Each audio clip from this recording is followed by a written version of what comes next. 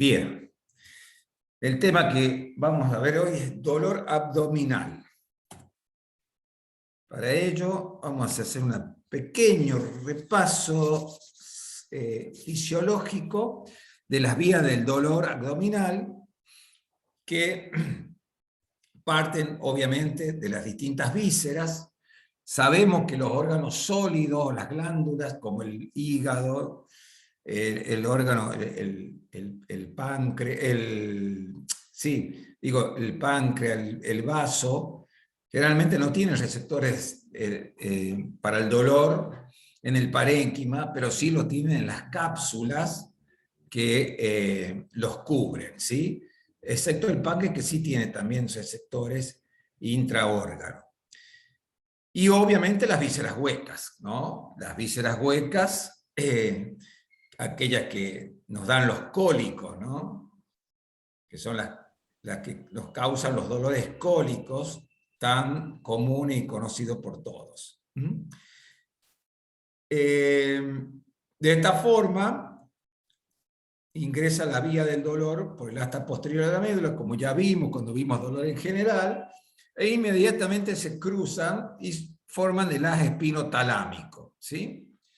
El espinotalámico, que obviamente al pasar por el tálamo, ahí el tálamo, digamos, le da la parte afectiva, negativa del dolor. Ahí hace que el dolor sea feo, que sea malo, porque justamente el dolor es un signo de alerta. Por eso tiene que ser así, para que nos obligue a buscar una solución o para que nos alejemos de una noxa que nos está dañando. Entonces el dolor tiene que ser feo. ¿Y quién le pone esa parte fea?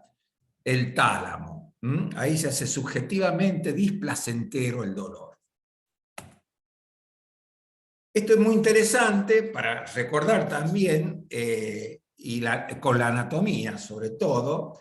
Fíjense, ¿se acuerdan las dermatomas? Las dermatomas es toda aquella área que hace referencia a un dermatoma, tal cual la distribución del sistema nervioso periférico, ¿no? Los dermatomas, tanto para el dolor como para la sensibilidad, principalmente, son para la sensibilidad, no así para los músculos, ¿sí? Los músculos, cada músculo tiene su propio inervación motora. En cambio, el dolor generalmente se distribuye en dermatomas. Y, por ejemplo, si vamos acá, el estómago, por ejemplo, el del estómago ingresa, o mejor dicho, tiene su nivel del dolor a nivel de la médula, a nivel de la médula espinal, fíjense, bien alto, 6, 7, 8 y 9, dorsal, ¿sí? Y así, a medida que vamos bajando en el abdomen, también vamos bajando los dermatomas. Y fíjense, por ejemplo, acá el último, los testículos, el epidídimo, tiene a nivel lumbar. Sin embargo, el colon y el recto, ¿sí? A través de los nervios pudendo, por ejemplo, sensitivos, tienen a nivel sacro, la vejiga urinaria, lo mismo, y el cuello uterino, también a nivel sacro, ¿sí? Bueno, eso para que tengan una noción de dónde ingresa el nivel medular. Porque fíjense que hay algunos dolores que se deben a lesiones medulares, y no porque esté dañado el órgano en cuestión, sino porque la lesión está acá. Entonces, si hay una irritación del nervio sensitivo, vamos a tener un dolor, por ejemplo, en testículo, que no tiene nada que ver con el testículo, sino con el nivel donde está ubicado, nivel medular. No confundamos con el nivel vertebral, ¿sí? Acuérdense, la médula termina, el cono medular termina alrededor de la 11ª, 12ª vértebra dorsales, ¿sí? Porque la médula es más corta que la columna vertebral, que la columna ósea, la médula espinal. Luego, por supuesto, quedan nadando En líquido cefalorraquídeo, los nervios, la cola de caballo que van saliendo por los distintos agujeros vertebrales. Bien, de acuerdo al estímulo adecuado para que se desencadene el síntoma dolor, ¿no es cierto? Que en el caso de las vísceras huecas, fíjense ustedes, tenemos por distensión o por contracción. O sea, una víscera hueca puede doler porque está muy distendida, por ejemplo, porque acumuló mucho gas, ¿cierto? Un colon, por ejemplo, un intestino delgado, o bien el mismo estómago, o por contracción, que es lo más común, ¿sí? O por contracción. Esto estamos hablando de víscera hueca, ¿sí? Y de esta forma van a formar, por supuesto, el espinotalámico y así va a llegar a la corteza cerebral. Bueno, esto ya lo vimos cuando vimos dolor en general, al principio, uno de los primeros temas, por lo cual esto lo voy a pasar, la diferencia entre dolor visceral y dolor somático. Dolor referido, esto es algo muy común en semiología, ¿sí? Muy común el dolor referido, porque yo muchas veces puedo tener un dolor que el paciente me refiere en esta zona, pero en realidad me está diciendo que el problema está distante a esta zona. A eso es lo que se llama dolor referido, ¿sí? Dolor referido. Por ejemplo, los compromisos de la vesícula biliar, la colecistitis, la inflamación de la vejiga, puede dar como dolor referido al hipocondrio derecho, pero también a la escápula derecha, o sea, por detrás, al dorso, a la escápula derecha. Inclusive a veces hasta parte del hombro derecho. El dolor de la vesícula biliar. El dolor del páncreas, que el páncreas generalmente está ubicado a este nivel, ¿sí? Entonces la zona periumbilical, aunque este ombligo está bastante bajo acá, la zona periumbilical, el dolor del páncreas, con una leve inclinación hacia el hipocondrio izquierdo. Por ahí algunos lo llaman en hemicinturón izquierdo, porque también dicen que hasta puede irradiarse al dorso del lado izquierdo también. Dolor frénico, esto por distensión del diafragma, ¿sí?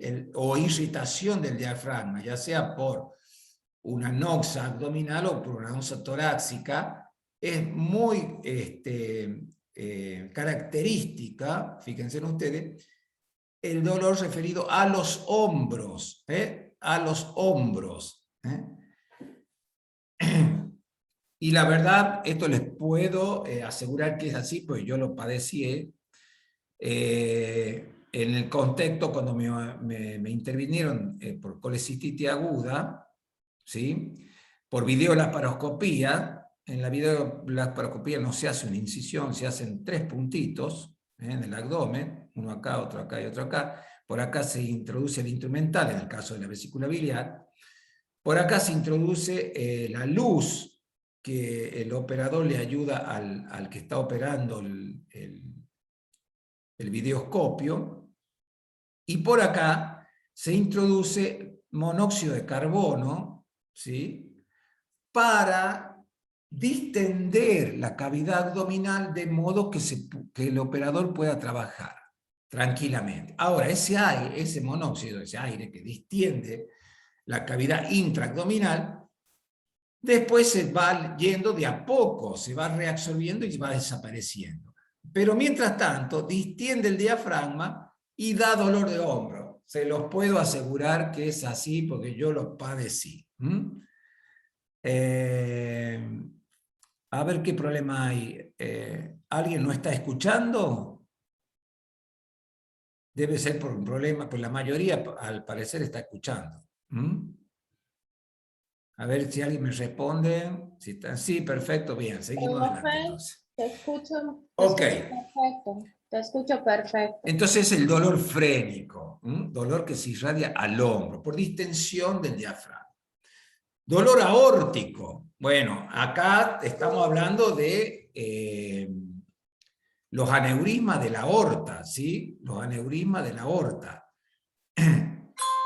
Tiene una capa externa, la aorta, y la distensión de ello puede ocasionar dolor. Sin embargo, fíjense, la zona de irradiación del dolor aórtico abdominal, estamos hablando de la aorta abdominal, se va hacia la región sacra, miren ustedes, y a la raíz de los muslos. Miren la irradiación que tienen. Bueno, los dolores referidos se explican en el contexto del desarrollo embriológico. A ver, el desarrollo embriológico, a ver, voy a activar el video. Somos toda una cosita chiquitita acá, y después vamos agrandándolo, vamos creciendo, pero algunas estructuras, ¿sí?, no acompañan totalmente a la otra. De hecho, la médula espinal, ¿no es cierto?, se queda mucho más corta que el raquis, pero quedan ligados por ramos sensitivos, con otras partes. Por eso se explica el dolor referido. Entonces, una noxa que está acá produciendo, como quedó ligada con otra estructura que está alejada por vía sensitiva, se puede percibir como dolor de esta unidad. Sin embargo, la que tiene el problema es esta. Ese es el dolor referido, ¿está? Entonces, fíjense en ustedes el dolor referido de los compromisos de la aorta abdominal. Muy característico. Dolor hacia atrás, hacia la región sacra y en la raíz de los muslos. Dolor urológico, relacionado todo con la vejiga, próstata, en el varón, etc. Por supuesto, dolor epigástrico. Dolor hipogástrico, pero también, miren, zona anorrectal y o genitales externos, sobre todo en el varón, Entonces, a eso le llamamos dolor referido.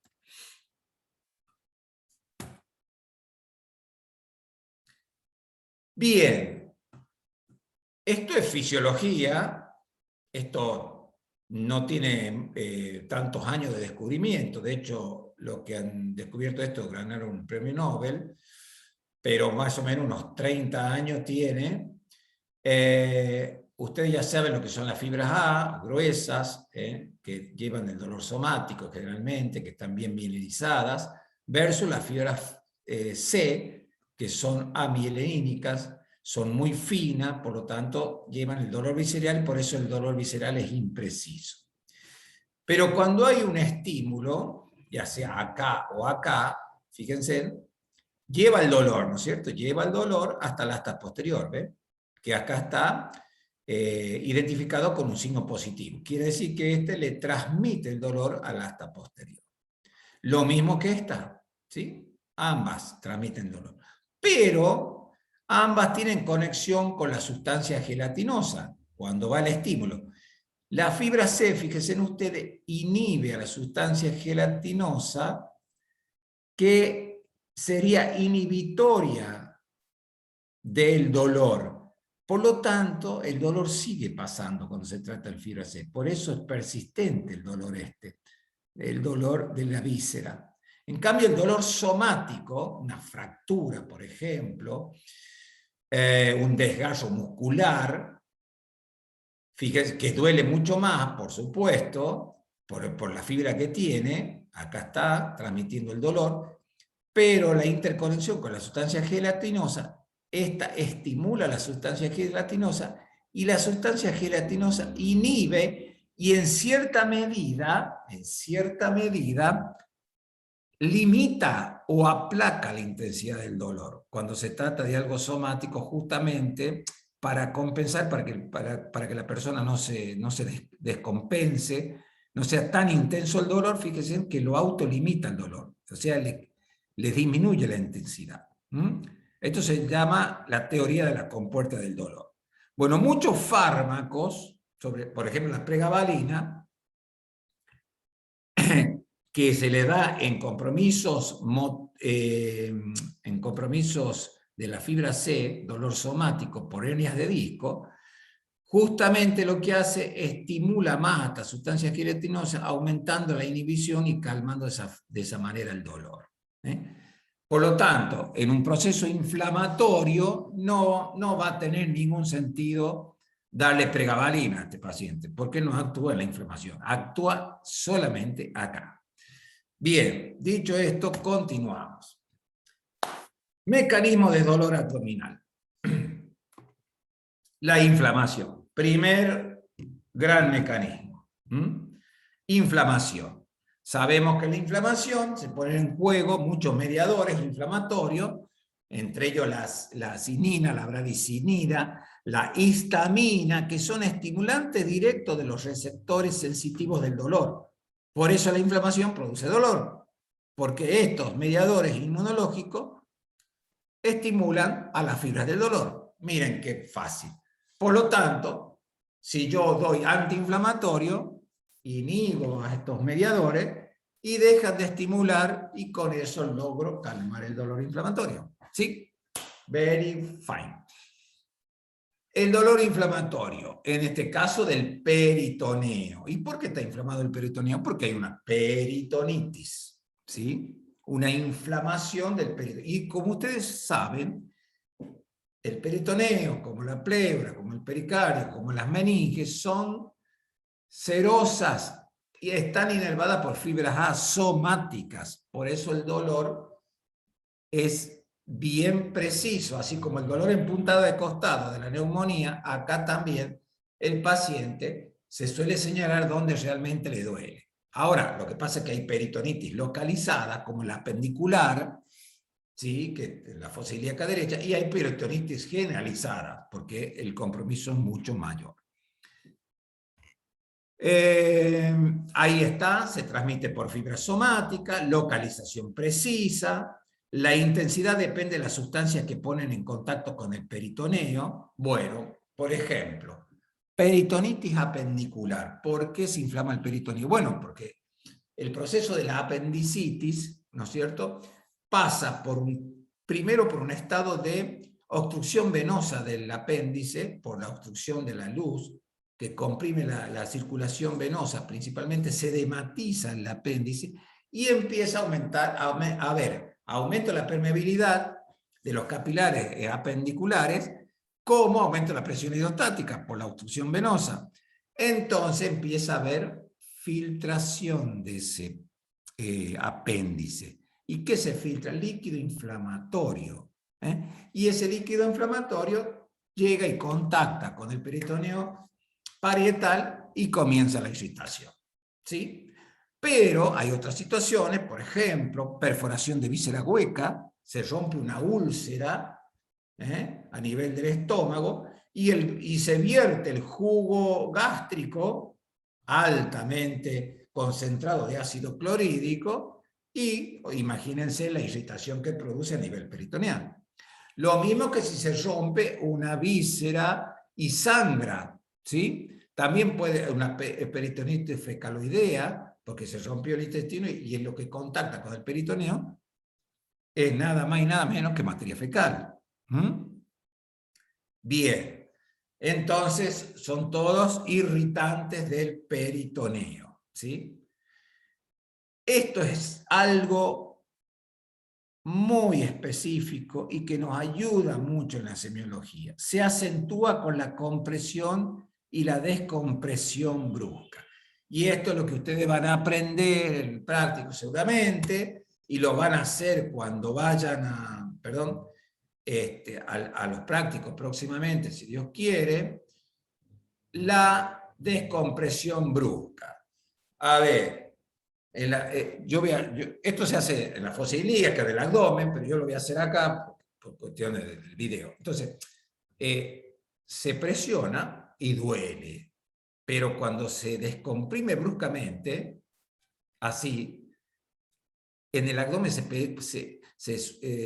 produce un sacudón, que un peritoneo inflamado duele mucho más. Entonces, eso se llama reacción a la descompresión profunda, a la descompresión brusca, signo de Bloomberg, cuando se hace en el punto appendicular. Ahora, Si obtengo la misma reacción en cualquier otro punto abdominal, ahí ya se llama signo de Jennou de Mussy. No importan los nombres propios, lo que nos interesa es que ustedes sepan para qué se hace y qué es lo que significa. Dolor a la descompresión. Entonces, en un examen puede que no se acuerde del nombre, ni del Bloomberg, ni de Jennou de Mussy, pero ustedes dicen dolor a la descompresión brusca en la fosa ilíaca derecha, es un signo típico de apendicitis aguda, de compromiso peritoneal por una apendicitis. Porque, ojo, puede ser otra cosa a nivel de la fosa ilíaca derecha. Acuérdense que está el ciego, acuérdense que están los ovarios en la mujer, entonces pueden ser otros órganos, ¿sí? Entonces hablamos de dolor a la descompresión brusca en la fosa ilíaca derecha. Y si no, dolor a la descompresión brusca a nivel periumbilical, en hipocondrio derecho o en todo el abdomen. ¿Sí? Espectacular. Bien. Espasmo tónico. Bueno, la irritación peritoneal produce como reflejo una contractura de los músculos abdominales, oblicuo, transverso, y oblicuo mayor, oblicuo menor y transverso, y los rectos anteriores del abdomen. Justamente es un mecanismo de defensa, esa contractura abdominal, es para que no se mueva el abdomen, para que no se siga produciendo una noxa, en teoría. Es un mecanismo de defensa reflejo que se produce en la irritación peritoneal. O sea que casi todas las irritaciones peritoneales van a tener esta contractura abdominal que se conoce en semiología como abdomen en tabla, porque está muy duro, como la tabla. De ahí viene el término de abdomen en tabla. A ver, alguien que haya tenido una peritonitis como la que yo estoy contando, porque la apendicitis es bastante común, gracias a Dios yo no tuve una colecistitis, no llegó la peritonitis, pero...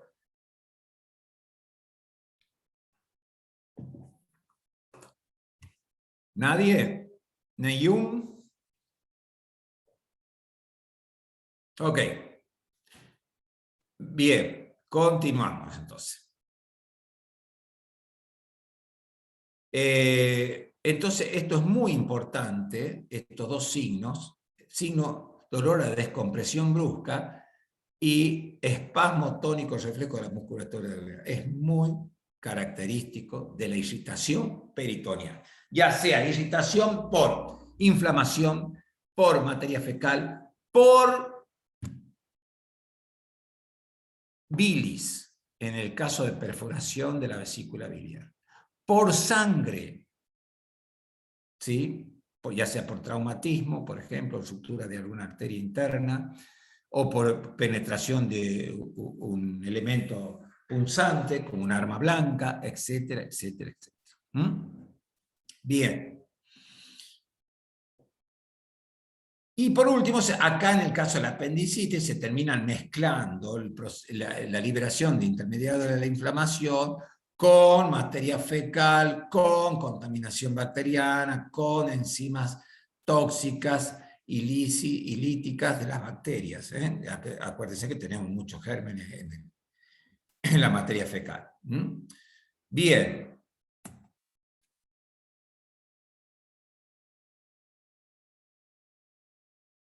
Y en el caso perdón, acá fíjense, en el caso de la pancreatitis, ¿sí? Aquí hay enzimas activadas que se degradan todo tipo de células. Entonces, por eso el dolor de la pancreatitis es muy intenso, sin incluso todavía llegar a producir la peritonitis. Y con respecto al dolor menstrual, hay una patología que se llama endometriosis externa, que creo que yo ya les comenté, que hay tejido endometrial por la pared externa del útero que da al peritoneo. Entonces, cada vez que hay menstruación, hay sangrado y esa sangre es un irritante del peritoneo y produce intensos dolores. Endometriosis externa. Bien. Obstrucción de vísceras huecas. Bueno, ¿por qué se puede obstruir una víscera hueca? Pues lo más común, ¿sí? Es que sea una complicación de las hernias que estuvimos viendo en la última clase, una hernia estrangulada, porque ¿qué es lo que se estrangula? El intestino que está dentro de la hernia, ¿sí? Formando el saco herniario. Sino también un fecaloma, estuvimos viendo cuando vimos constipación, un vólvulo que es un estrangulamiento del colon sobre sí mismo. Un gran colon, por ejemplo, puede girarse y se estrangula, y obviamente empieza produce una obstrucción abdominal, porque no puede pasar por la estrangulación, y por otro lado, si esa estrangulación no se resuelve sola, ese colon se compromete la circulación, empieza a suceder lo mismo que del apéndice, obstrucción venosa, aumento de la presión estática y aumento de la permeabilidad vascular porque los gérmenes se mantienen adentro y empieza a filtrarse, ¿sí? Entonces, generalmente estas situaciones de abdomen agudo obstructivo por vólvulo terminan en la cirugía con resección de esa porción del colon, ¿no? A veces quedan enanos contra natura, a veces no. Bien.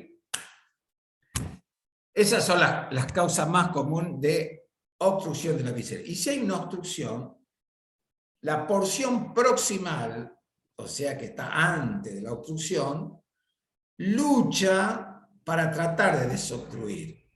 Y en esa lucha produce dolor cólico. Y como ustedes saben, el dolor cólico es un dolor intermitente, ¿sí?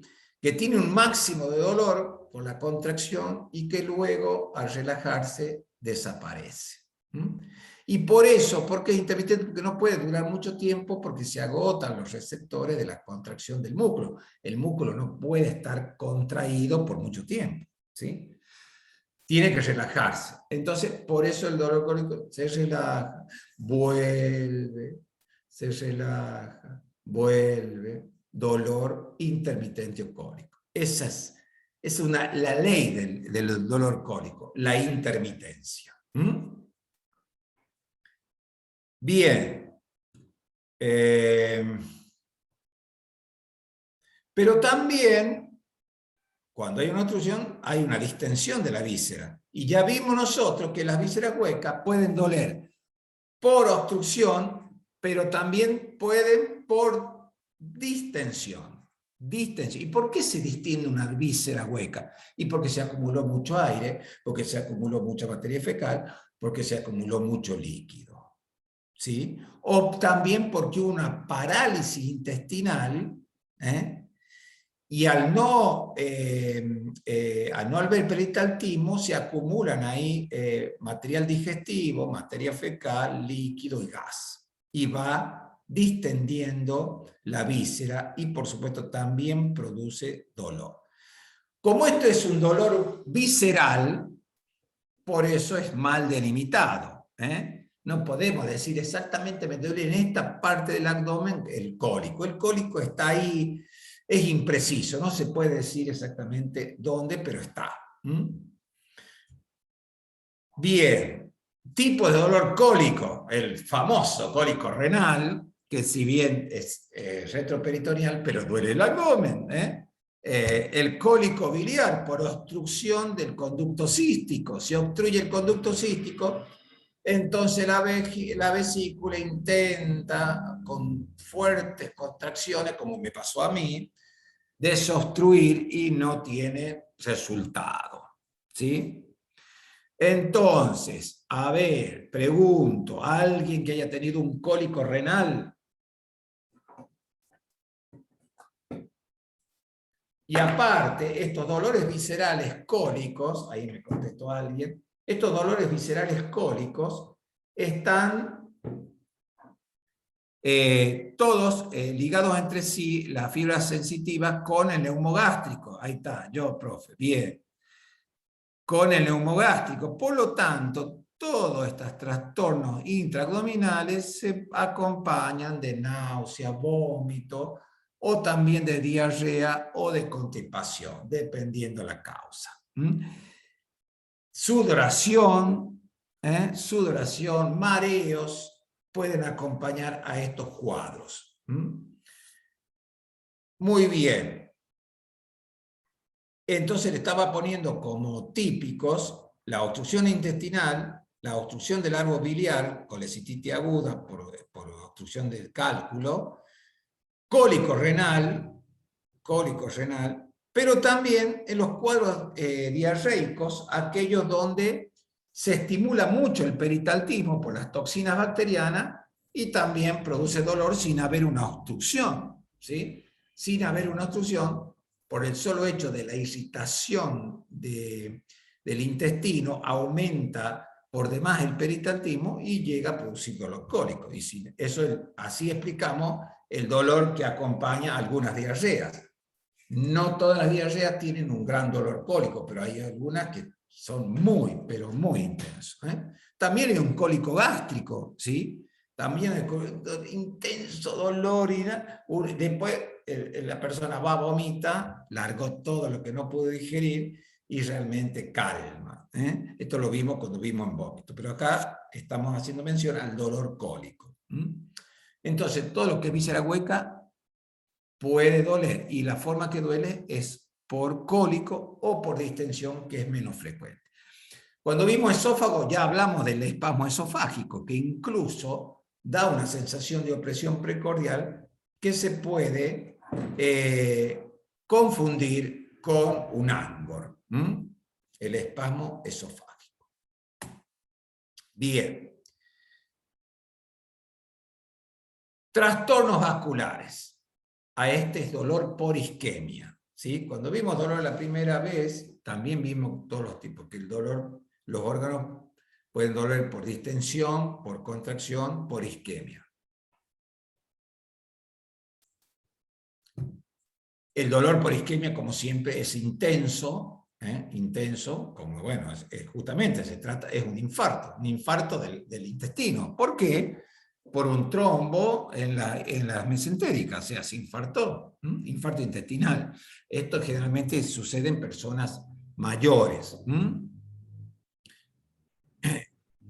Miren, carece de dolor provocado, o sea, carece de dolor a la descompresión, ¿sí? Porque no hay irritación peritoneal. Acá es intenso por la isquemia del órgano, pero no hay una irritación peritoneal, al menos al principio. Ahora, si no tiene una resolución quirúrgica, ese intestino se necrosa, queda una morcilla, y eso se rompe dentro del abdomen, y ahí sí produce una peritonitis, pero un cuadro complicadísimo de alta mortalidad. Entonces tiene ausencia de dolor a descompresión, y también, obviamente, como no hay irritación peritoneal, de contractura muscular refleja, no tiene abdomen en tabla. El dolor puede ser continuo, ¿sí? Y no es cólico, ¿sí? Continuo. Bueno, las causas, obviamente, son la embolia, o sea, un trombo que vino, por ejemplo, del ventrículo izquierdo o de la aurícula izquierda, o si no, un trombo que se formó in situ. Esto, embolia, el trombo viene de otro lado. Sutura vascular ya es más complicado, ¿sí? Es más complicado. No es común la ruptura vascular, salvo en algunas situaciones como la anemia hidropantoncítica, que produce hemólisis, ruptura de glóbulos rojos, y puede producir ruptura de algunos capilares. Trastorno de la motilidad. Trastornos de la motilidad. Este es un dolor más raro. Fíjense ustedes que dentro de todo es localizado, punzante en la zona de alteración, donde se produce la gran motilidad del intestino, desaparece con el decúbito del paciente, y el típico dolor de las diarreas, por aumento de la motilidad. Todo esto son por aumento de la motilidad. Algunas causas isquémicas también ocasionan aumento de la motilidad. Pero tenemos, miren ustedes, causas exógenas. ¿Exógenas a qué? Al abdomen en sí o a los órganos intraabdominales. Por ejemplo, la picadura de viuda negra produce un intenso dolor abdominal con una contractura abdominal refleja, o sea, tiene intenso dolor abdominal y contractura de los músculos abdominales. El saturnismo, que ya no lo vamos a ver, esto se daba por la exposición prolongada y crónica a altas dosis de plomo. Como ya el plomo no se utiliza en nada, entonces ya no lo vamos a ver. Pero antes el plomo se utilizaba en todo, en todo. Causas endógenas. Estos son exógenas, ¿sí? Araña y plomo. Causas endógenas. La uremia, ¿sí? En la insuficiencia renal, cuando se acumula mucha urea, puede dar dolor abdominal. No es tan intenso como esto que estamos hablando acá.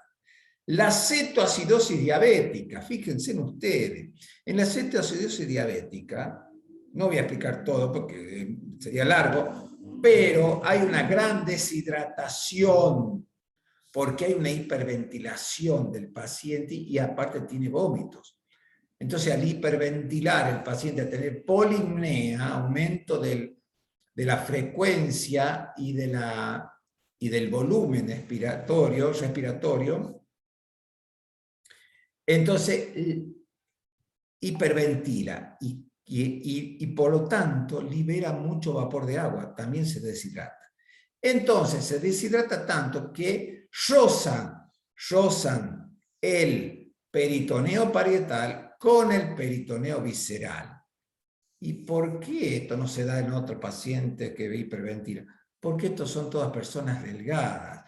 Son muy delgados los diabéticos tipo 1, son muy delgados. Entonces ahí se produce este dolor por deshidratación, fíjense en ustedes, y hace que contacten las hojas peritoneales y por eso duele.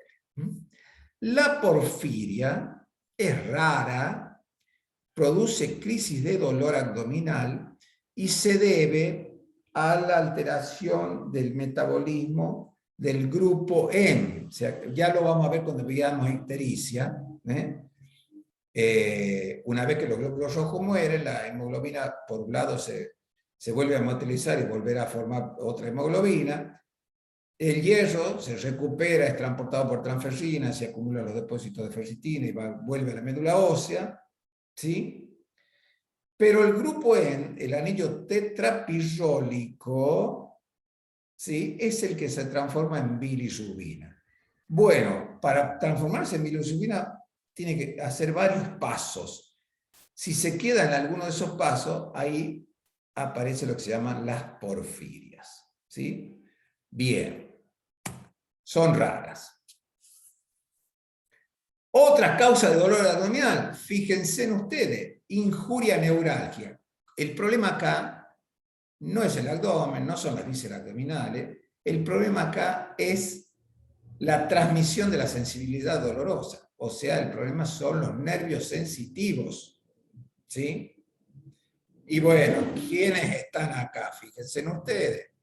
El herpes zóster, particularmente el herpes zóster, invade y compromete a los nervios sensitivos, por eso duele mucho. El tabes dorsal, que tampoco vamos a ver mucho ahora por el rápido y fácil tratamiento de la sífilis, el tabes dorsal se daba en la sífilis terciaria, última etapa de la sífilis. Al Capone, el gran mafioso italiano afincado en los Estados Unidos, ¿sí? Que cayó preso, en definitiva, por los impuestos que no pagaba y no por todos los crímenes que cometió o que hizo cometer, terminó muriendo con parálisis, ¿sí? Cuadripléjico, por neurosífilis, por tabes dorsal. Dorsal hace referencia a la médula y tabes a la sífilis. Y la causalgia es el dolor por compresión de los filetes sensitivos por una hernia de disco, por ejemplo. Entonces, fíjense, A mí me puede doler una víscera abdominal, pero no tengo el problema en la víscera. El problema es el axón que me lleva a la sensibilidad de la víscera y que ha sido invadido por la sífilis o por el zóster o comprimido por una hernia de disco. Pero no son raras estas, ¿no? Menos el herpes abdominal no es común. El más común es el intercostal torácico, el oftálmico, el crural, pero no el abdominal. Bien, enfermedades de la pared abdominal. ¿Cuáles son? Ya vimos, la hernia, por ejemplo, ¿sí? Por eso se acentúan estando de pie, con los movimientos, con la compresión. Acá están las hernias, también están las miositis, o sea, la inflamación del músculo por una patología autoinmune, y obviamente va a doler a la compresión, los desgarros musculares, etc.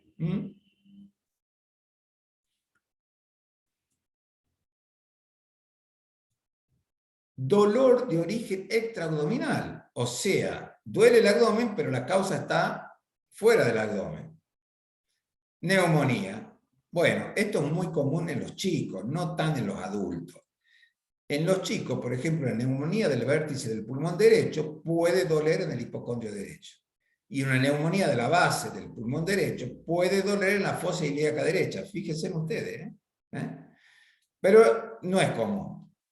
Y lo mismo que la oclusión coronaria, el ANGOR que ya vimos, la irradiación típica, que se acuerdan del brazo izquierdo y todo, pero hay un infarto, que es el de cara inferior, que generalmente el dolor es en la región tóraco-abdominal, o sea, involucra al epigastrio y a los hipocondrios. Por eso cuando hay un dolor de la región tóraco-abdominal por la guardia, nunca hay que dejar de descartar, o bien de confirmar mediante un electrocardiograma, de un infarto de cara inferior.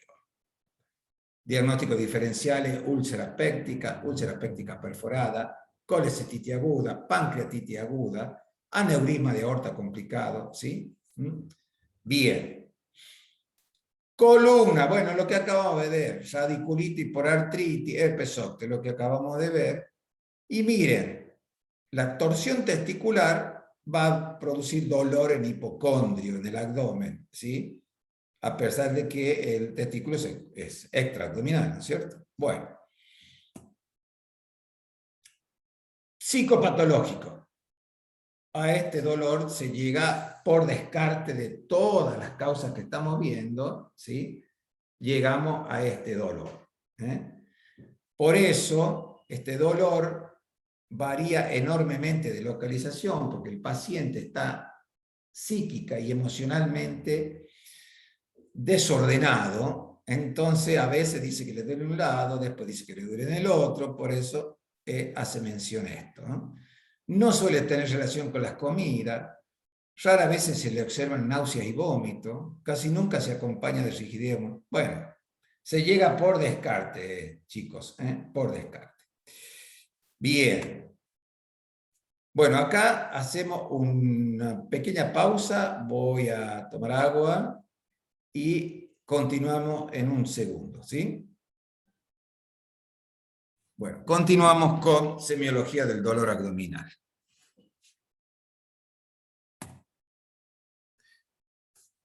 Ustedes saben que al abdomen se lo divide en 9 regiones para las relaciones anatómicas, pero para el dolor se lo divide solamente en 4 regiones, ¿sí? Justamente porque es muy impreciso. Entonces dividimos en cuadrante superior derecho, izquierdo, inferior derecho, inferior izquierdo, ¿sí? De esta manera dividimos y más o menos decimos, si hay dolor en el cuadrante superior derecho, y bueno, deberíamos de pensar en colecistitis, coledocolitiasis, úlceras pépticas, apendicitis. Y fíjese, ¿por qué apendicitis acá? Porque hay algunas personas que no tienen el apéndice exactamente donde lo tenemos la mayoría, que es al final del ciego. sino lo tienen en el colon ascendente. Entonces, bueno, esos son complicados porque te hacen confundir el diagnóstico.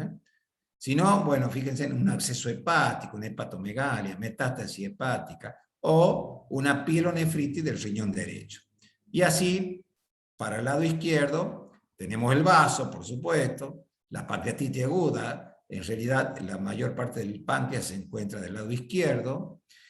El infarto del vaso, la gastritis, acá tenemos la gran parte del estómago también.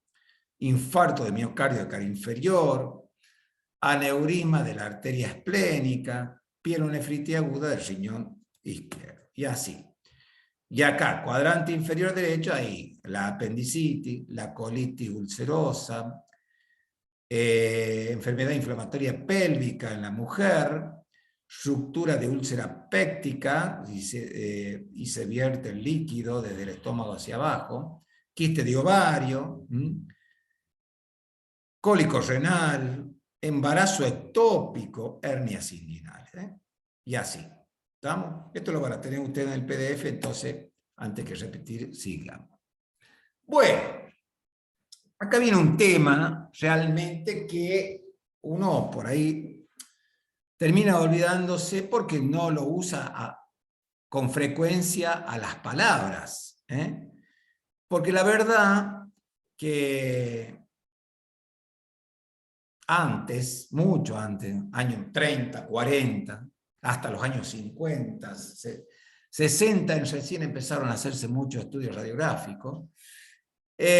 Los clínicos, ¿no es cierto?, se concentraban mucho en darle una identidad a los tipos de dolor, ¿no?, que ayudasen al diagnóstico. Ahora sabemos que todo esto no es tan preciso y, por supuesto, vamos a requerir siempre de los métodos complementarios de diagnóstico, como la ecografía abdominal, fundamental, la RX directa de abdomen, la RX contrastada, el colon por enema, la endoscopía colónica baja, la tomografía computada con y sin contraste.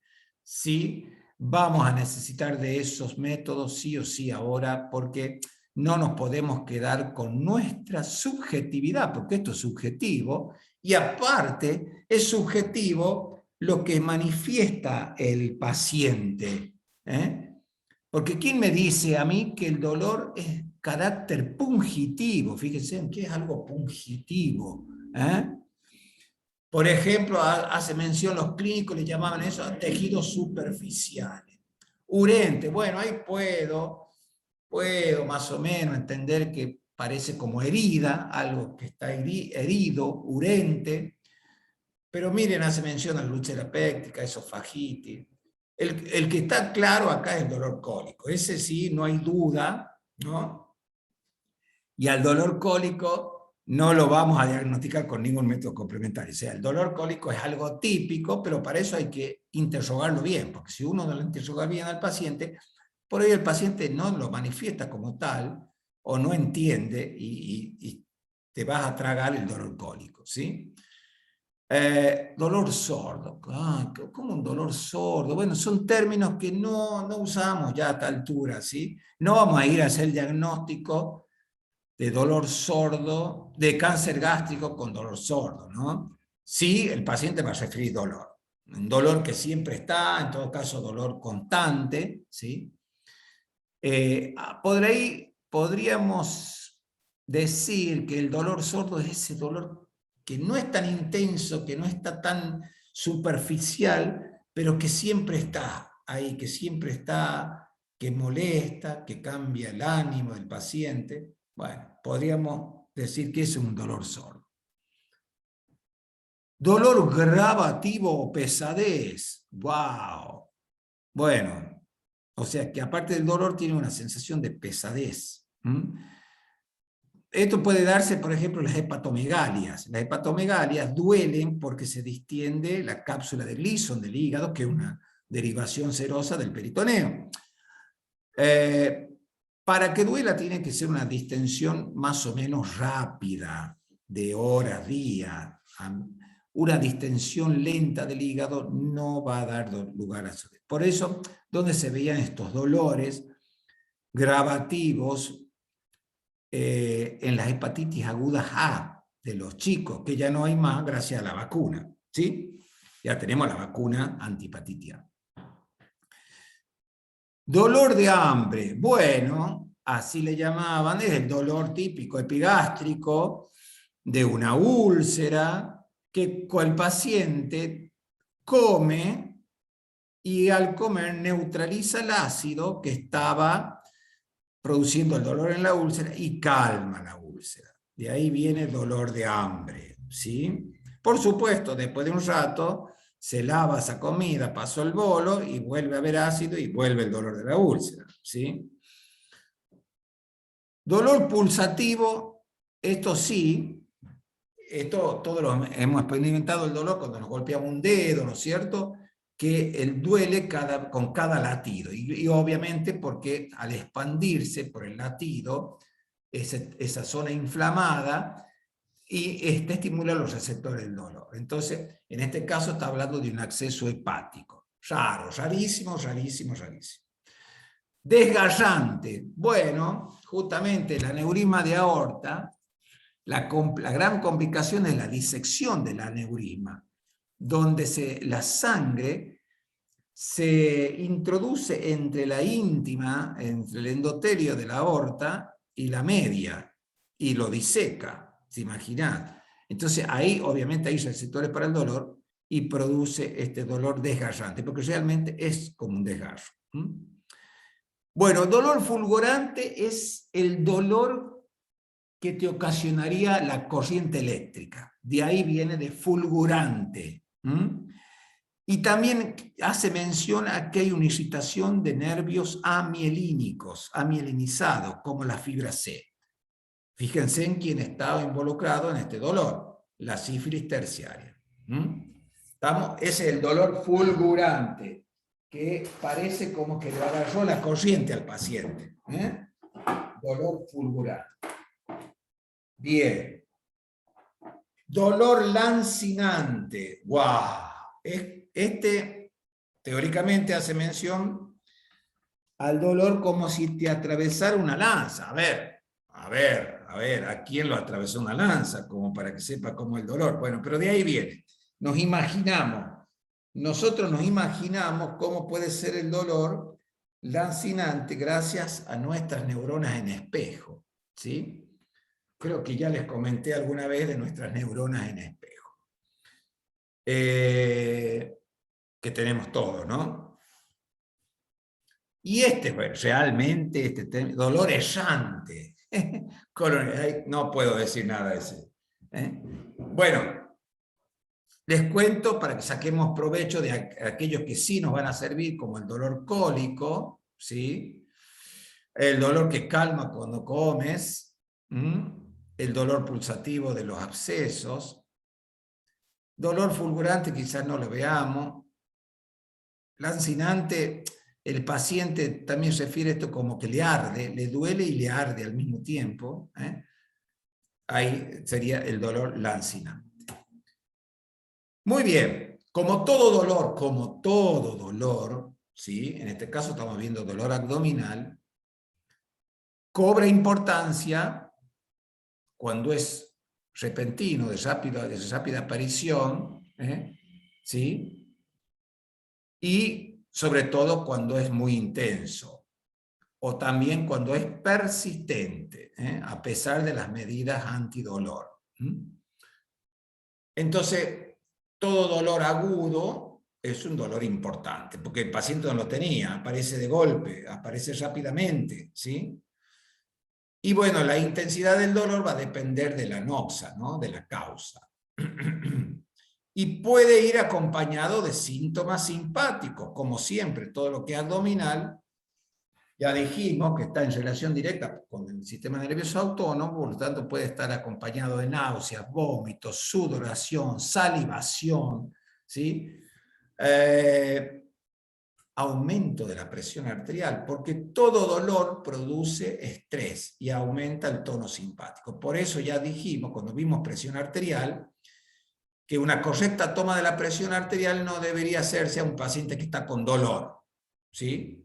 Un paciente que está con dolor intenso, obviamente que las cifras tensionales nos pueden dar elevadas.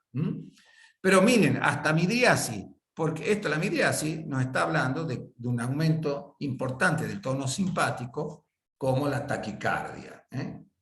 Liberación de catecolaminas. El dolor crónico, obviamente, es aquel que se prolonga en el tiempo. Fíjese, pierde su función de alarma, el paciente se va adaptando a esa situación de dolor, ¿sí?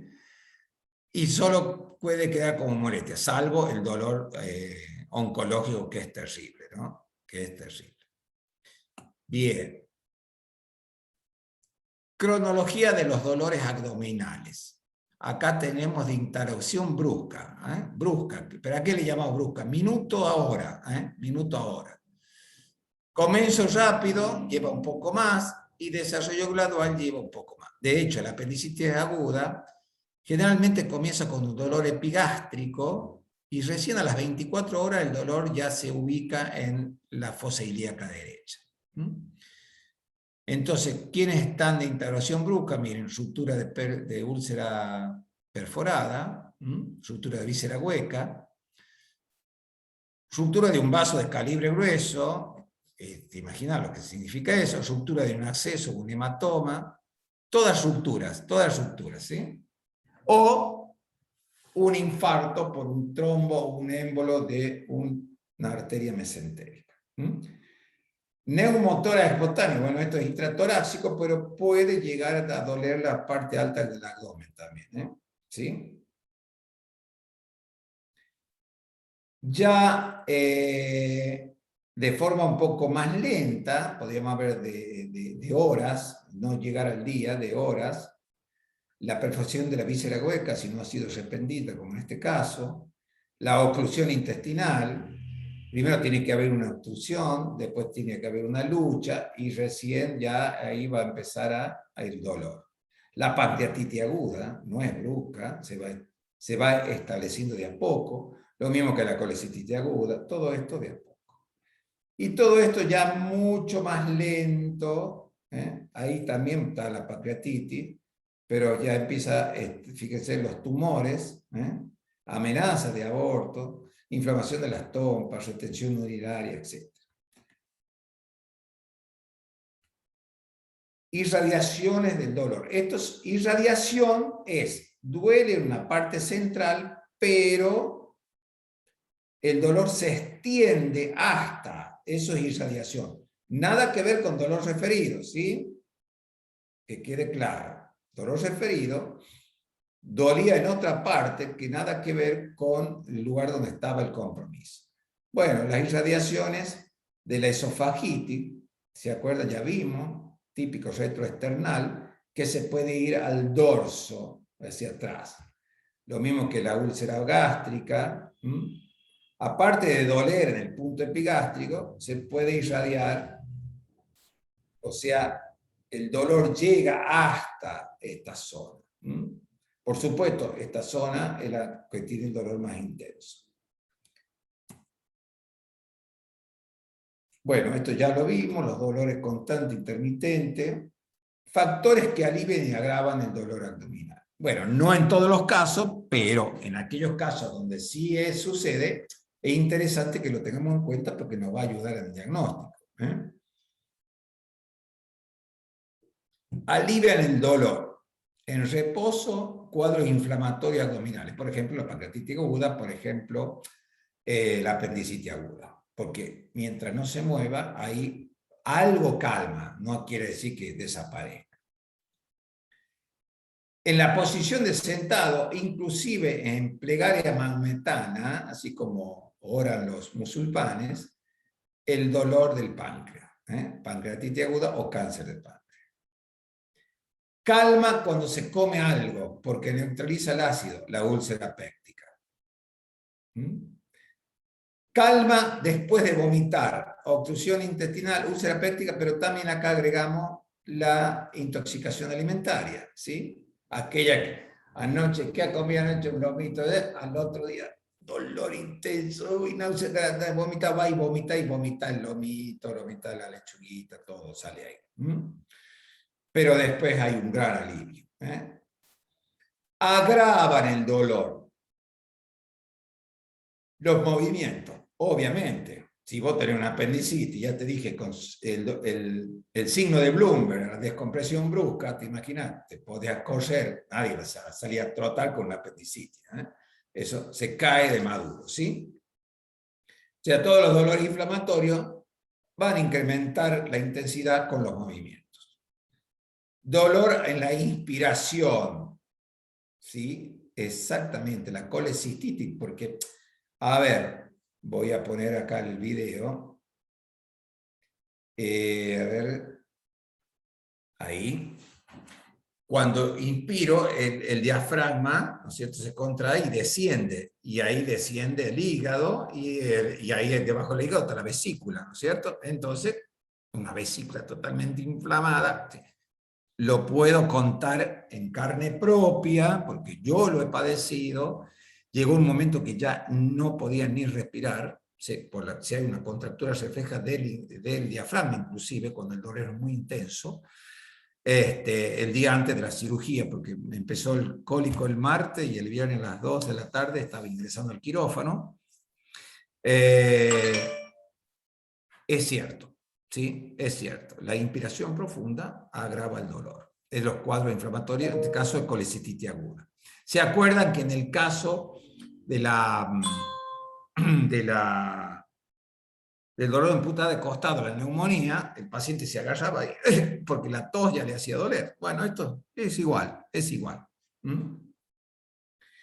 Agrava el dolor la alimentación, obviamente. Si yo tengo una obstrucción intestinal y sigo comiendo, o si tengo una pancreatitis aguda, yo al comer estimulo la secreción pancreática y estimulo la liberación de enzimas activadas, y eso produce degradación de las células pancreáticas y irritación directa, perdón, de los axones sensitivos, provocando un gran dolor.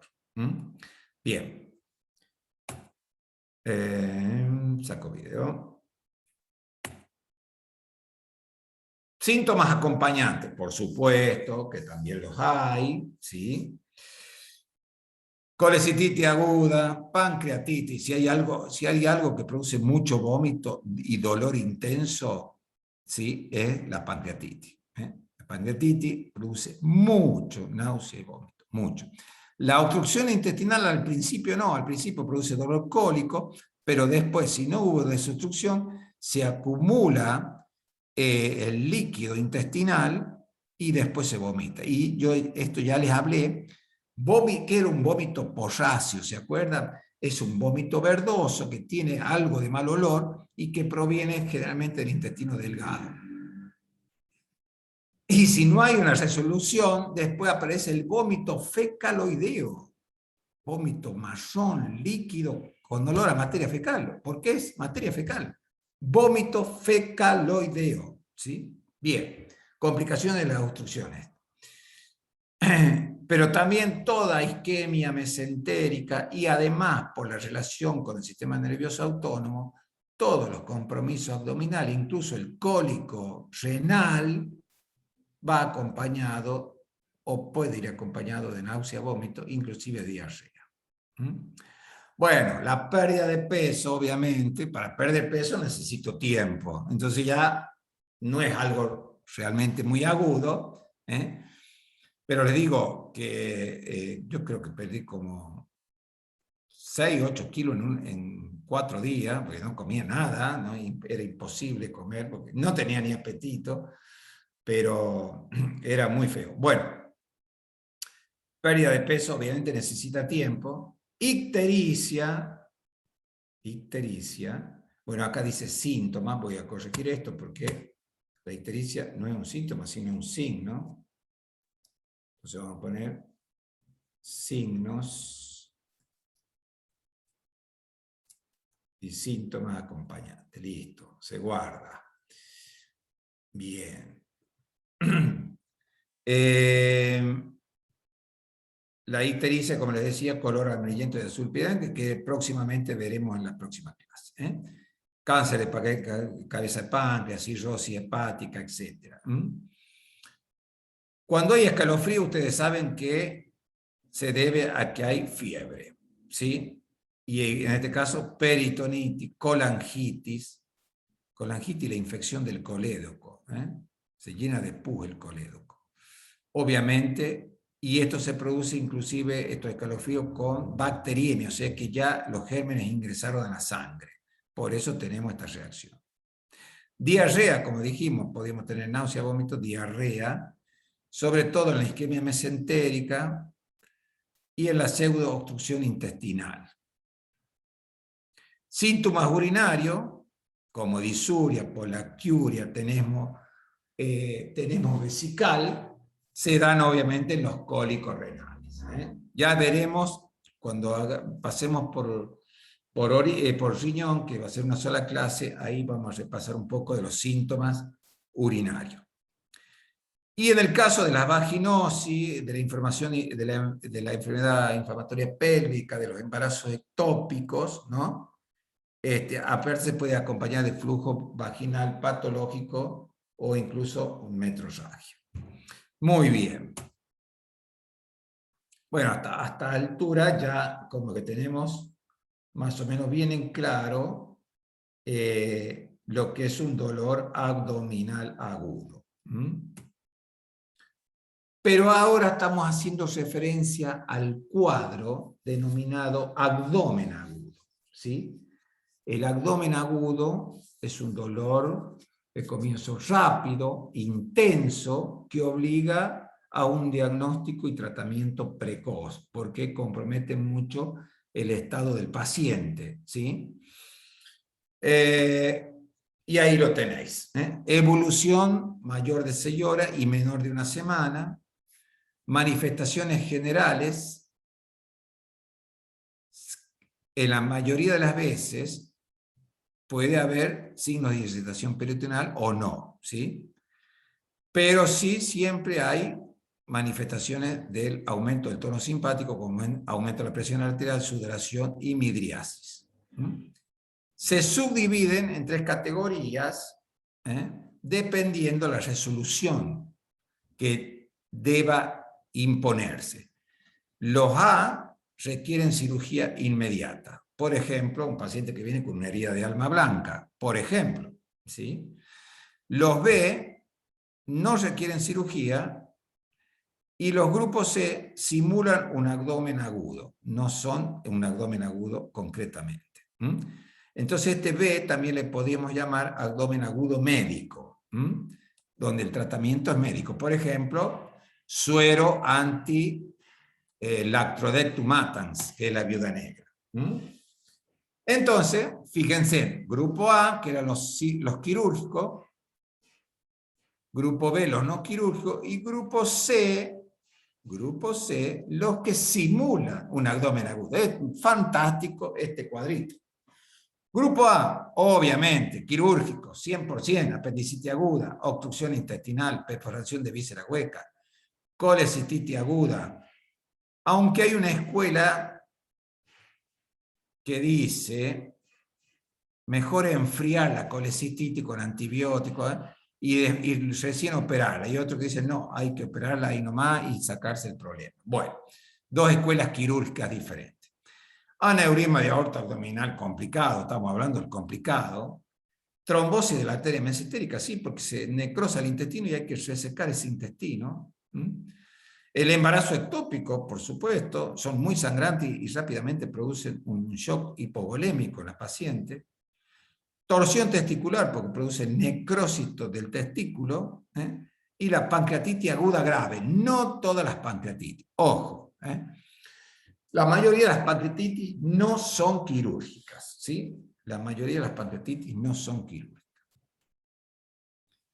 Grupo B. Acá no es quirúrgico. No es quirúrgico. ¿Qué tenemos en el grupo B?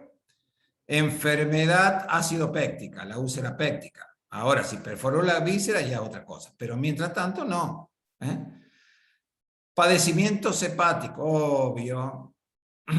Infecciones intestinales, infecciones urinarias,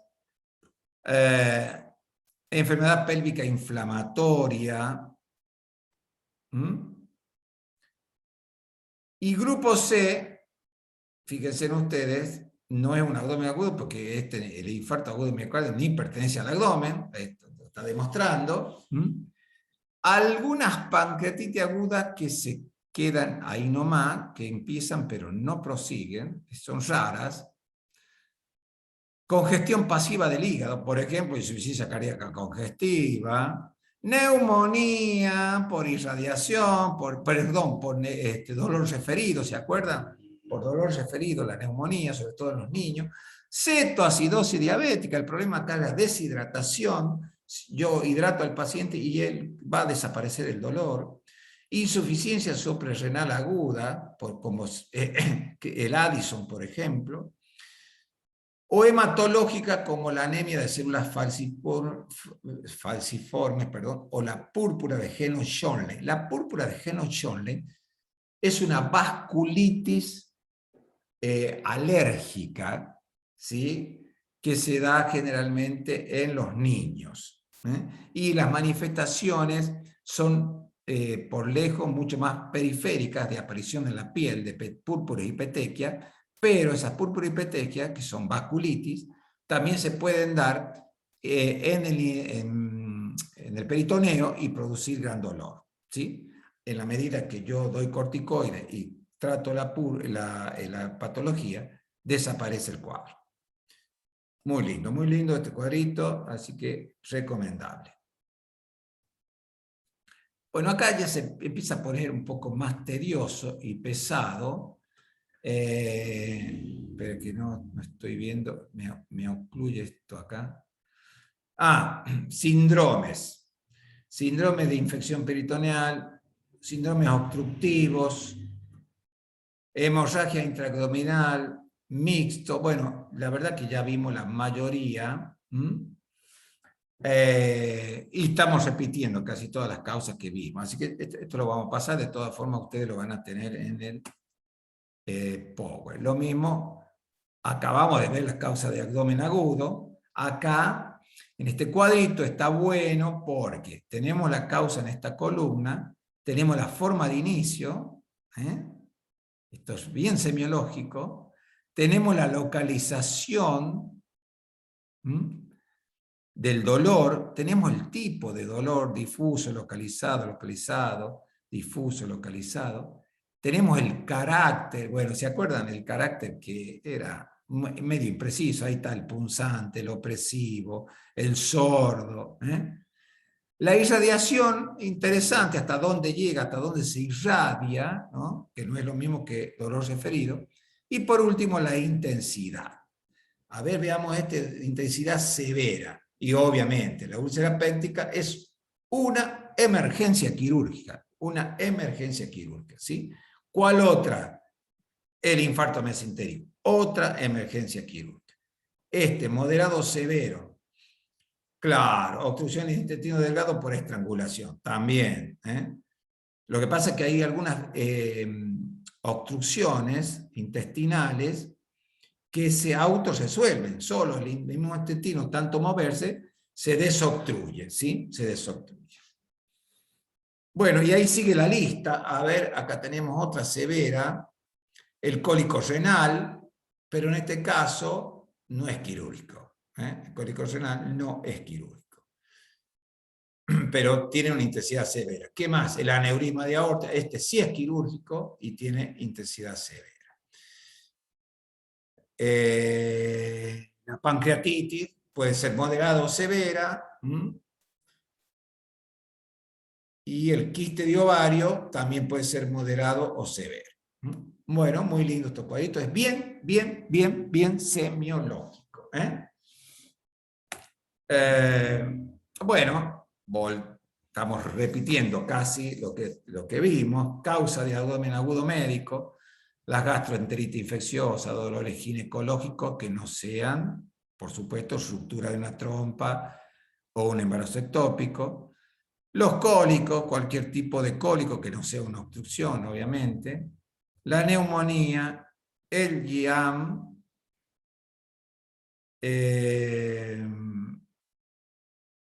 y acá no me acuerdo la sigla que quise poner, perdón.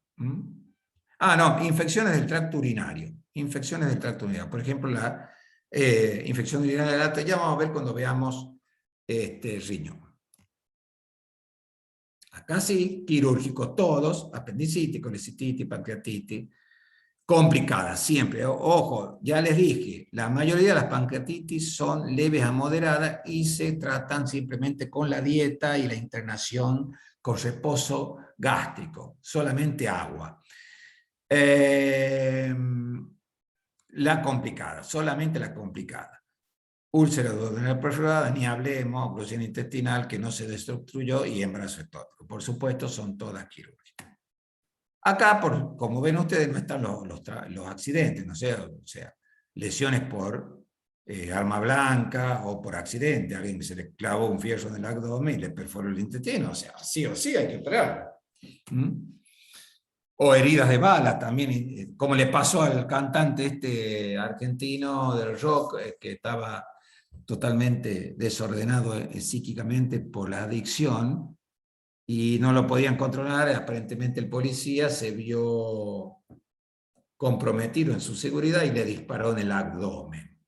¿Sí? Entonces estuvo internado, intervenido quirúrgicamente, en terapia. Ahora ya creo que le daban el alta ya ahora. Causas según la velocidad del desarrollo. Bueno, ya estuvimos viendo esto, tampoco es tan exacto, pero ya lo vimos en el cuadro anterior. Nada más que acá está, se ve mejor. En el cuadro anterior, ¿se acuerdan? Creo que era ¿sí? No, no. De acuerdo al desarrollo, bueno, creo que ya lo vimos en el cuadrito. Según la velocidad de brusca, ahí está, brusca, comienzo rápido y gradual. Esto ya lo vimos en el cuadrito. Diagnóstico, como bien lo dice, es con frecuencia difícil. Difícil, porque miren toda la información que tenemos para reunir. Pero hay puntos clave que hay que tener en cuenta. Los síntomas que lo acompañan, por ejemplo, náusea, vómito, sudoración. El dolor a la descompresión brusca, eso es clave, dolor a la descompresión brusca. Eso, yo tengo que descartar si hay irritación peritoneal. Y hay dos signos clásicos de irritación peritoneal clínicos que son el dolor a la descompresión brusca y el abdomen en tabla. ¿Sí? Eso es típico de irritación peritoneal. Si yo tengo irritación peritoneal, tengo que actuar rápidamente. Pero ojo, que hay, por ejemplo, el infarto mesentérico, que va a necrosar el intestino, que es por demás grave, que es quirúrgico, pero no me va a dar ni irritación peritoneal ni abdomen en tabla. Acuérdense que lo vimos. ¿Sí? Entonces, pero bueno, ahí empezamos a armar el rompecabezas clínico, el pensamiento clínico, y relacionamos los signos, los síntomas, el interrogatorio, la edad, el sexo, y así vamos construyendo un esquema diagnóstico. Pero ya les anticipo que con frecuencia es difícil. Y por supuesto, porque la primera gran pregunta ¿es médico o quirúrgico? Primera gran pregunta. Como les decía, si tengo dolor a la descompresión y abdomen en tabla, bueno, eso me ayuda mucho a orientarme a qué es quirúrgico.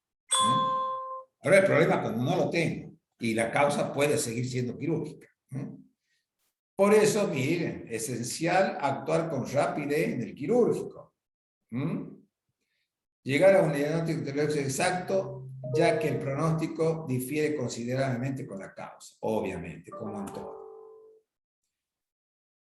Bueno, por supuesto, es lo que acabamos de decir, tenemos que armar este rompecabezas y por algún lado se tiene que empezar, entre ellos el interrogatorio. Acuérdense también que complica la situación, que el paciente está muy dolorido y no está en condiciones mucho de responder al interrogatorio y puede confundirse y darnos falsa información. Entonces, muchas veces en estos casos es importante el que acompaña al paciente, sobre todo si un familiar íntimo del paciente y lo conoce bien. Porque es distinto que lo traiga un vecino que no sabe nada, ¿no? O bueno, hay vecinos que por ahí saben mucho más que los propios familiares, pero lo general es que no. Entonces, velocidad de integración, lo que estuvimos viendo, la localización, la irradiación, las características, irradiación. ¿Se pronuncia así en portugués? A ver, chicos de Brasil que estén por acá. Sí, profe. A ver si lo Radiación. escriben, porque no los puedo escuchar pronunciarlo. A ver. Sí, profe. Radiação. Radiação. E radiação. Agora sim, tá bom. Muito obrigado. Então, síntomas acompañantes. Vómito, diarrea. Ya le dije, la pancreatitis aguda es una de los que más vómito produce. Falta de eliminación de heces y gases. ¿Paciente de cuándo no va al baño? ¿Tiene gases, elimina gases? No.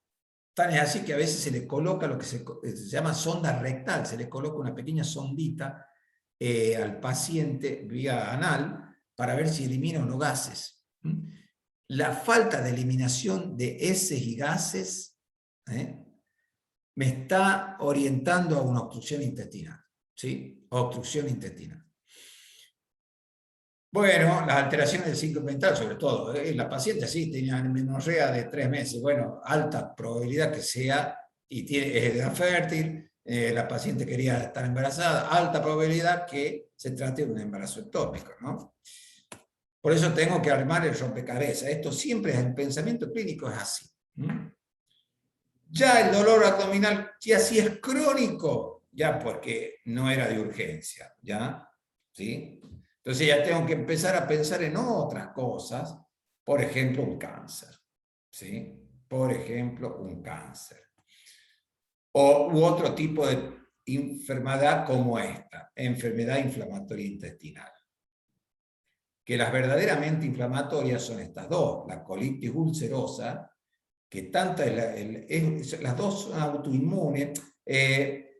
Esta cada vez se le atribuyen más gérmenes porque además en el tratamiento, que incluye a veces corticoides, también incluye antibióticos y hay mejoría. Entonces, y en las biopsias que se hicieron de distintas porciones del intestino, se han encontrado algunos pectobacilos, etcétera, que se les atribuiría cierta participación.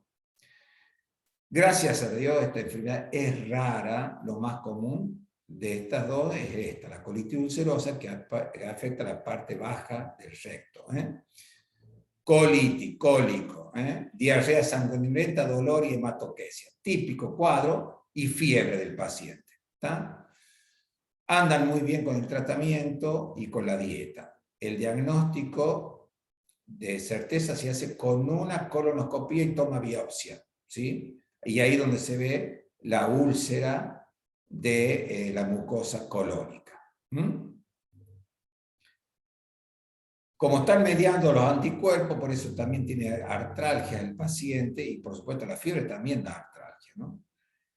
El colon, la enfermedad de Crohn, la parte más afectada del intestino es la parte distal del intestino delgado, o sea, el ilion terminal, antes de la válvula iliocecal. O sea, la parte, bueno, el colon, la enfermedad de Crohn, perdón, tiene tanto afecciones abdominales como extraabdominales, ojo, produce alteraciones cardíacas, porque esto es una enfermedad autoinmunitaria, ¿sí? Pulmonares también, por supuesto, la mayoría está en el colon, ¿sí? Inclusive puede producir fístulas abdominales, o sea, aparece secreción por el abdomen, fístulas.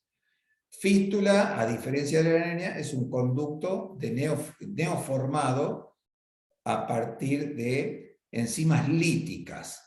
Tiene que haber algo que produce lisis y que vaya degradando el tejido, y de esa forma se va viendo camino la fístula.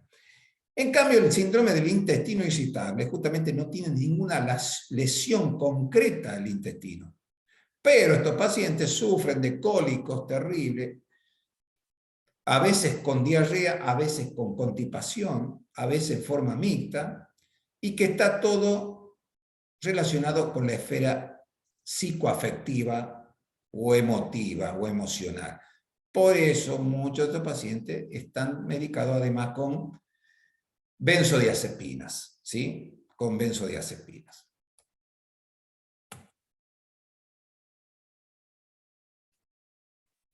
Bueno, esto ya vimos la mayoría de esto. Acá hay algunas precisiones de cada punto, que esto ya se los dejo para que ustedes lo terminen, para no estar repitiendo exactamente. Entonces, después de todo lo que van a leer en el PDF, más lo que van a completar con el libro, realmente le va a quedar una gran cantidad de información, y que después ojalá la puedan poner en práctica con las maniobras cuando volvamos a la presencialidad. Patología urológica, de hecho, la vamos a dejar para verla cuando veamos la clase de urología. Esto próximamente vamos a ver cuando veamos ictericia. Bueno, estos son raras, fíjense, miren los nombres: migraña abdominal y epilepsia abdominal, son raras. Es más, este paciente, fíjense ustedes, tiene un electroencefalograma anormal, o sea que este paciente tiene epilepsia, pero además tienen estas crisis de dolor que calman con anticonvulsivantes. Son raros. En algunos epilépticos se pueden presentar, ¿sí? En algunos epilépticos se pueden presentar. Bueno, las vasculitis, ya dijimos que el Genio-Choli es una vasculitis, pero también hay vasculitis en la artritis reumatoidea y hay vasculitis en el LES, sobre todo en el LES, y en el lupus eritematoso sistémico, que es por excelencia una enfermedad autoinmune, o la enfermedad autoinmune por excelencia. Y la vasculitis que produce el lupus puede en cualquier órgano tejido. De hecho, produce vasculitis en el miocardio, que produce el infarto del miocardio sin obstrucción coronaria. Produce vasculitis en el cerebro, que produce síndromes psicóticos, ¿sí? O coma o edema cerebral, ¿sí? Entonces, las vasculitis del lupus son terribles. Entonces, en este caso estamos hablando de vasculitis. Ya vimos que el dolor abdominal puede tener origen fuera del abdomen, y este es uno de los casos. Miren acá, voy a poner la lupa. Este que está abajo en azul, este es un disco intervertebral normal, pero este disco que está herniado, ¿sí? Hernia a través de una debilidad anatómicamente formada, una hernia de disco. ¿Y qué está haciendo la hernia de disco? Está comprimiendo la parte anterior, en este caso de la médula espinal, pero a veces lo puede hacer al costado, o a veces dan vuelta y atrás. Acuérdense que los filetes dolorosos entran por la raíz posterior, esta parte, la parte anterior. Y así puede dar entumecimiento de las extremidades, puede dar parálisis, puede dar sensación de hormigueo, que es lo que se conoce como parestesia. La compresión de hernias de disco. Para hacer el diagnóstico de esto hay que pedir una resonancia magnética. Entonces, por eso que puede llegar a provocar dolor. Y acá tenemos otro dibujo. Fíjense ahí cómo está justo comprometiendo el ingreso o el egreso de los nervios sensitivos o motores. Por eso aparte de dar los síntomas de los músculos que están inervados por los nervios sensitivos, también el dolor abdominal. Por lo tanto, estos pacientes normalmente se quejan de dolor lumbar, de dolor irradiado en los miembros, de amortiguamiento en los miembros, debilidad muscular, de déficit sensorial sensitivo, y a veces, miren, incontinencia de esfínter, ¿sí? Y los dolores pueden llegar a simular una pancreatitis aguda. Pero gracias a Dios no es lo común esto. Lo común es que estos pacientes tengan lumbalgia o trastorno de los miembros inferiores. Bueno, después de una pancreatitis aguda, puede quedar como secuela una pancreatitis crónica e inclusive una insuficiencia pancreática. No vamos a entrar en ese detalle, pero puede quedar este dolor sordo, grave de gravativo, de gravitacional, no de intensidad. ¿Sí? El cáncer de cabeza de páncreas justamente no es de tener mucho dolor, por eso los cánceres también avanzan rápidamente, y el cáncer de páncreas se manifiesta más por un síndrome ictérico, que ahí uno entra a sospechar que por dolor. La isquemia mesentérica crónica sí puede dar dolor crónico, y en este caso había que hacer una angiografía de las mesentéricas, inclusive con colocación de stent. Son rarísimos estos cuadros de isquemia mesentérica crónica. Mire, tan así que le han llamado angina intestinal, ¿sí?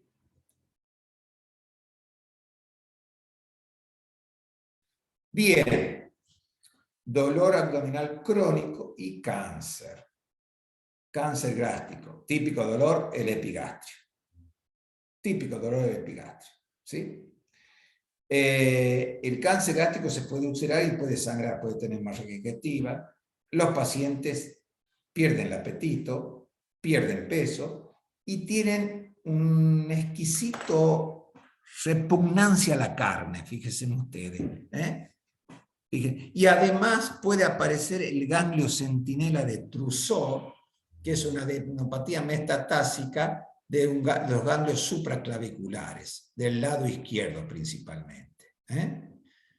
Todos esos detalles respecto del, ¿cómo es? Del cáncer gástrico.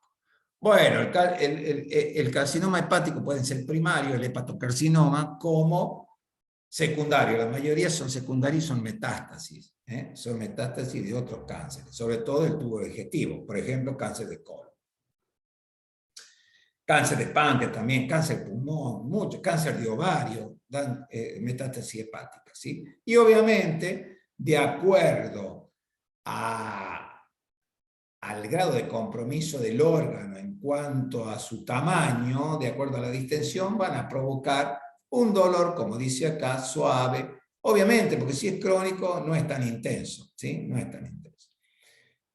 El cáncer de vesícula biliar raramente produce dolor, raramente, y acá los típicos son unas ictericias terribles con bilirrubina de más de 20 miligramos.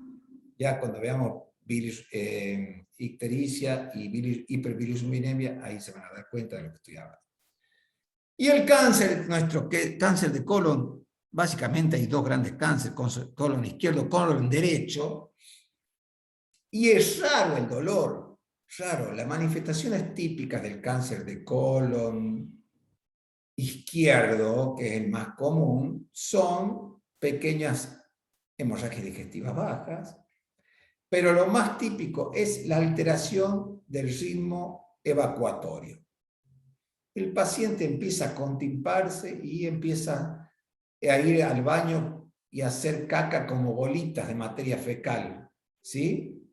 De ahí el término de heces caprina, como la caca que hacen las cabras. Son pelotitas de caca secas, ¿sí? Y pequeñas. Y después pasa un tiempo, una semana, dos, y después hace unos episodios de diarrea bien líquida, no explosiva, sin dolor, después se vuelve a constipar, Pero ya cuando da esos síntomas, ya está re avanzado el cáncer, ya está con obstrucciones a nivel intestinal.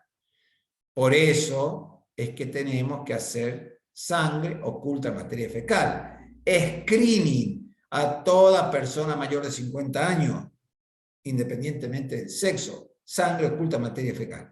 Ahora, si esa persona en el interrogatorio nos ha referido que hay antecedentes de cáncer en la familia y sobre todo de cáncer de colon, ya deberíamos comenzar a partir de los 45 años a hacer sangre oculta en materia fecal. Porque si llega a dar positivo, inmediatamente se hace una fibrocolonoscopia. Porque cuando ya da síntomas el cáncer, ya está muy avanzado. Muy avanzado. Lo mismo que la vesícula viral, el tipo viene porque viene amarillo, pero dejó pasar un tiempo de estar amarillo porque dice, ya me ve acá, ya me va a pasar este color, y ya, chao, ya está re avanzado el cáncer.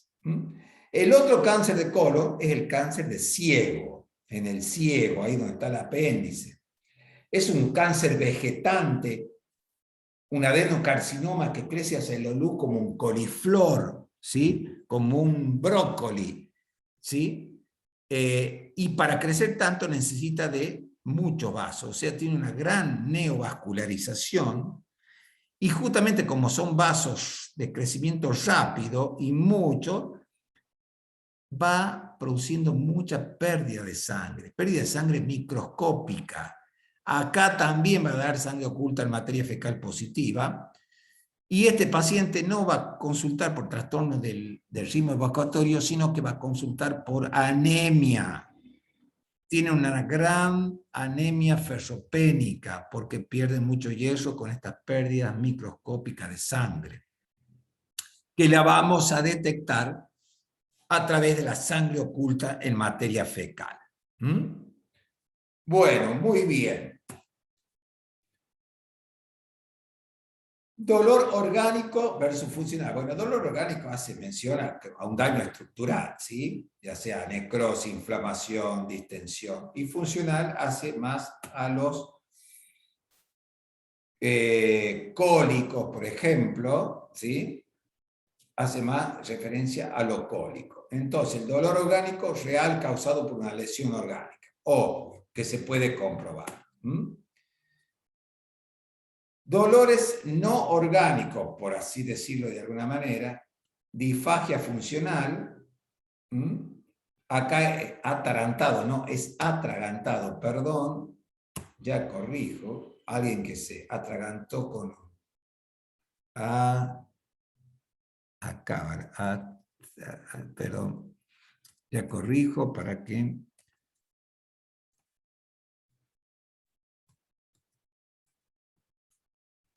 Ahí está, atragantado, con cuerpo estaño, claro. Si yo perdón, sin querer me tragué un hueso de pollo y se me quedó clavado en el esófago, obviamente me va a producir dolor, ¿sí? Desorden de gasto, la dispepsia. La dispepsia involucra todos esos síntomas de paciente que que dice, me siento hinchado después de comer, me siento distendido, que tiene eructos, ¿no es cierto? Que tiene pequeños dolores epigástricos, todo eso involucra a la dispepsia. Fíjense, ahí está, aerofagia, ¿está? Dolor que acompaña al vómito, síndrome del intestino irritable, ¿ve? Por eso dolores no orgánicos, dolores no orgánicos. Existe un síndrome del ano irritable, obviamente, en todas estas situaciones no hay ninguna lesión de ningún tipo de tejido.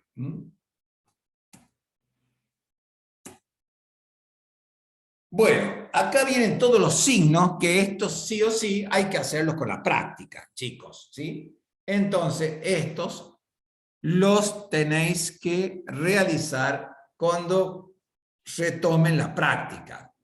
Yo se los dejo para que lo tengan anotado y lo charlen con el docente, ¿sí? De todas formas, ahí está descrito, ¿sí? Cómo se debería hacer, ¿estamos?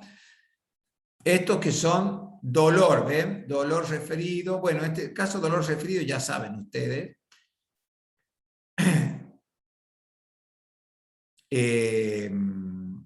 estos signos, Jacob, Robert, no son tan importantes como el punto de McBurney, ¿no es cierto? Que yo presiono el punto, el punto apendicular y obtengo el dolor. Otros signos, que estos no son de práctica, sino para observarlo, fíjense, el signo de Cullen, ¿sí?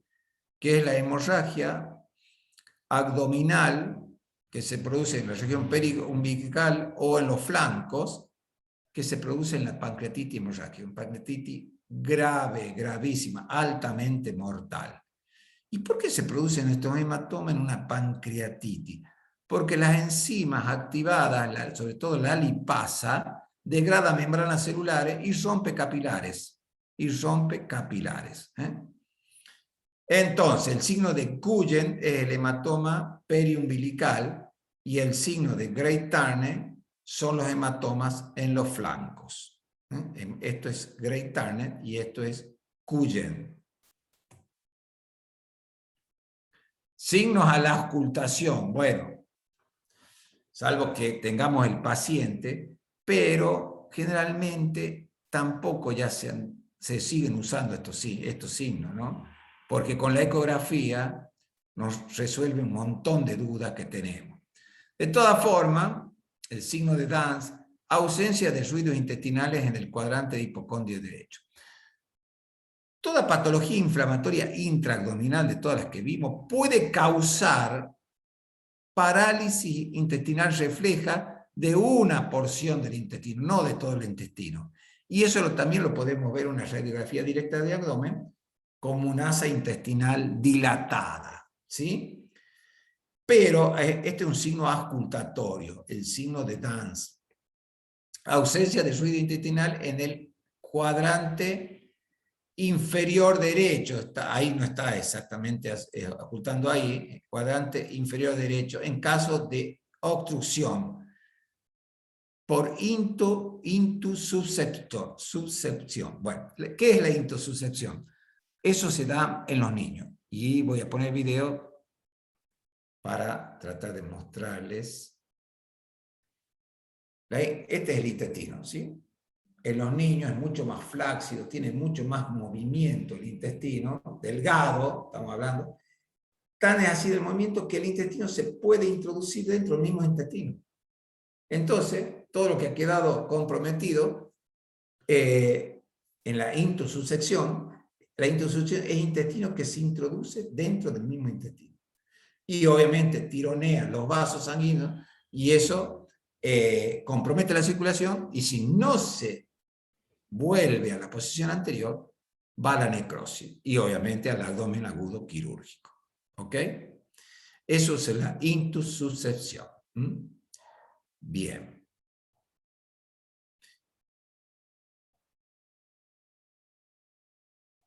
Bueno, esto, signo de Brenner, no, olvídense, ya no se hace. Yo se los dejo a título. Es más, ni lo van a encontrar seguramente en la Argentina, son signos de la vieja clínica muy usados.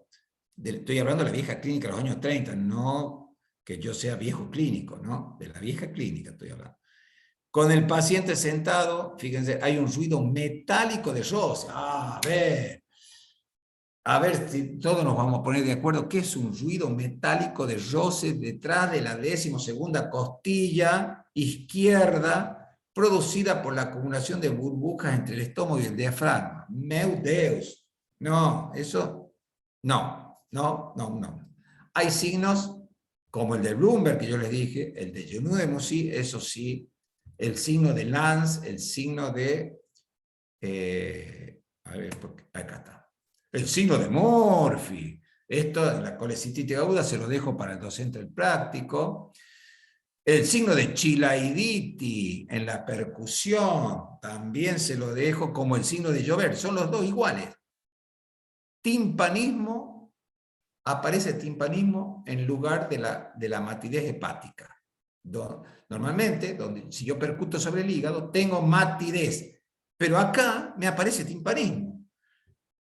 ¿Cuál es la diferencia? En que en el Chilaiditi se interpone el colon, o sea, se mete el ángulo hepático del colon entre la parrilla costal y el hígado, y por eso yo al percutir, percuto el aire del colon. En cambio, el signo de llover, esto es clave, aparece en la perforación de víscera hueca, porque se produce lo que se conoce como neumoperitoneo, que también se puede ver en la radiografía directa de abdomen.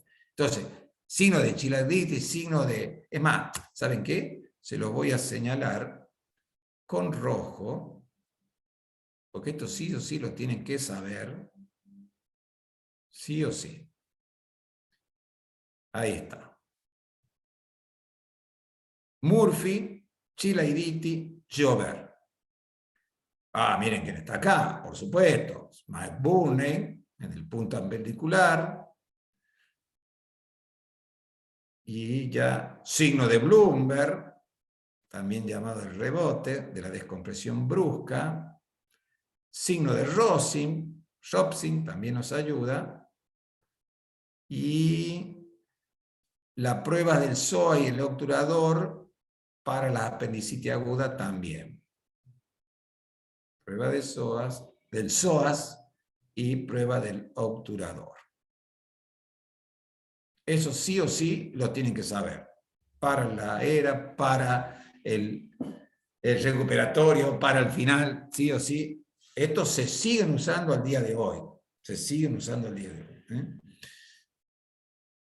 Entonces ahí está la descripción y por favor lo hacen entre ustedes, ¿no? Ahí está la ubicación del punto de McBurney, cuando una línea entre la espina ilíaca anterior superior y el ombligo la dividió en 3, y la unión del segmento medio con el segmento externo, ahí está localizado el punto de McBurney. Por supuesto, en un cuerpo como este, endomórfico, con una pared abdominal plana, en los hiperobesos que les cuelga el delantal graso, todo eso, no es tan fácil esto, No, es más, casi ni se puede hacer, ¿sí? No es lo mismo apalpar este abdomen, el signo de la Roque, no es lo mismo palpar este abdomen que palpar un hiperobeso. Así que va a depender del paciente. Bueno, y con esto hemos concluido, chicos. Por último, ¿alguna duda por el chat?